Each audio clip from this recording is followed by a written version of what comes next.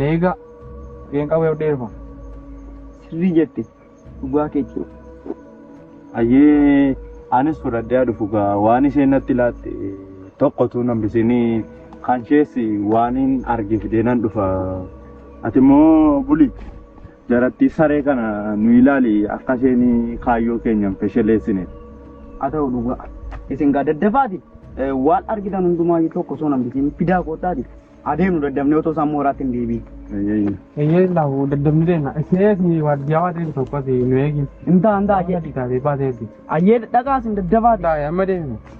Sila soomachooftee magaalaa keessa naannootti yoom immoo dhufti.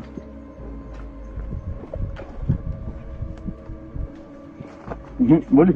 Ayyee caala lama dhuftaniitoo. Intaa ayyee ammaaf karaa makana baanaati.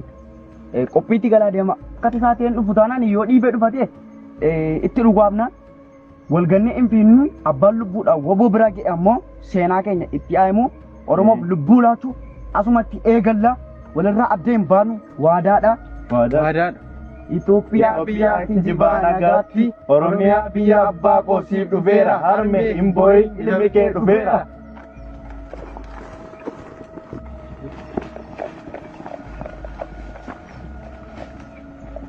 Maal waaf biyyaana siyaasa dhaqeyaa? Hoon badalla. Jarra kun baddee